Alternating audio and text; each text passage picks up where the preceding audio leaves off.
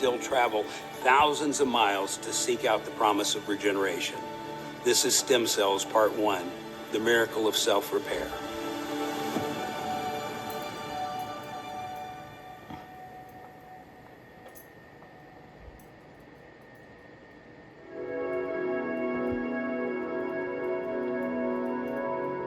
I will protect stem cell research. Stem cell research today can be done on umbilical cords, and you don't need fetal tissue.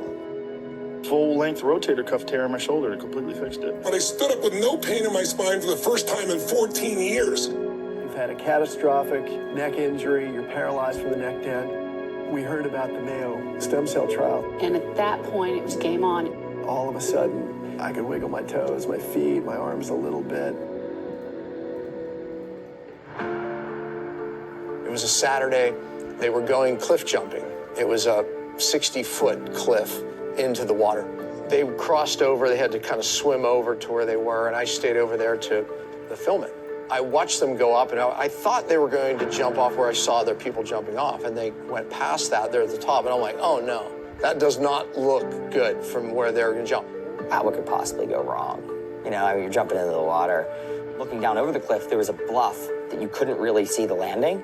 So I was relying on secondhand information on where exactly I had to jump. And once you started running down the face of that rock or take 2 steps, there was no turning back. I was kind of in a state of like, they can't do this. As I'm coming over, I'm like, oh, I might not make it. And the next thought was, I could die. And then I'm like looking at my phone, trying to figure that out. And then I heard splash. So he literally fell 50 feet and hit rock.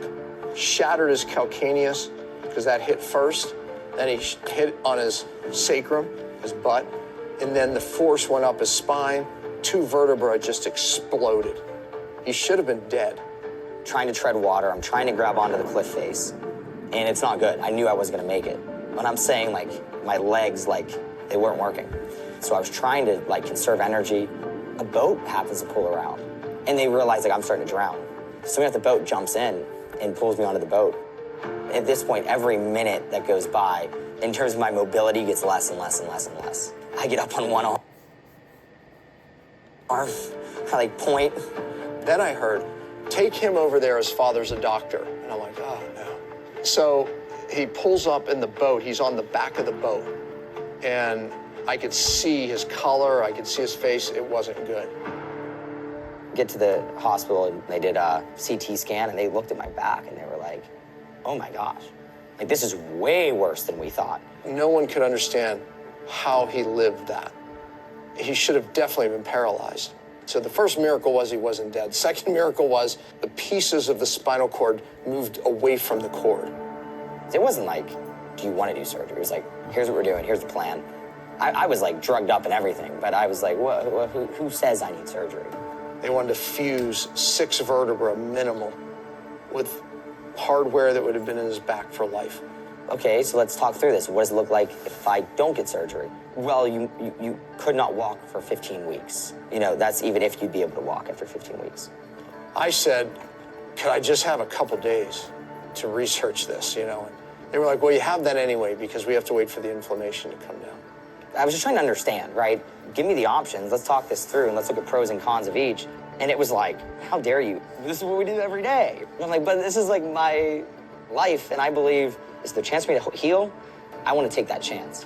They couldn't even understand this mindset. In that time, I didn't sleep very much, but I found 2 studies that showed with this injury, if all of the ligaments were ruptured, then the surgery was the only way to go for a positive outcome. But if there was even one of the main ligaments that were still attached, then doing nothing actually worked better. And it came down to the doctor saying, like, all your ligaments are ruptured, and there's no way you're gonna be able to heal without the surgery.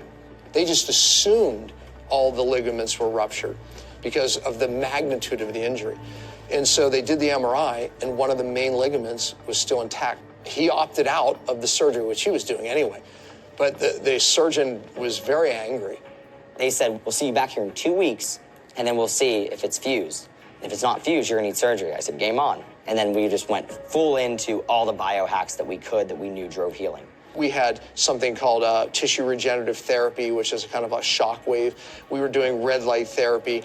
I was dragging them outside in the sun and, of course, giving them perfect nutrition. Then we took them to Dr. Harry Adelson, who utilized Daniel's own stem cells. In certain cases, it's worth trying regenerative medicine first, see if it helps, and if it doesn't, you can always have surgery. Because the thing is, you can always have surgery, you just can't unhave it. We tapped his bone marrow, took his own stem cells, and then he injected it all the way down every vertebral body into the discs that there weren't even discs there. I mean, these bones just exploded, but he just put it around those areas. He was up within 2 weeks, and I was telling him, get back down. So they said, we need another x-ray after 2 months, I think it was, just to see if it's healing right. They took that x-ray, and they were like stunned. And they look at the x-rays and like, well, we were wrong. It fused. They're looking at the x-ray and he's like, yeah, you're healed, you're fine. On the way out, she said, I have to tell you that I was a doubter as well. I thought y'all were crazy, but that's amazing.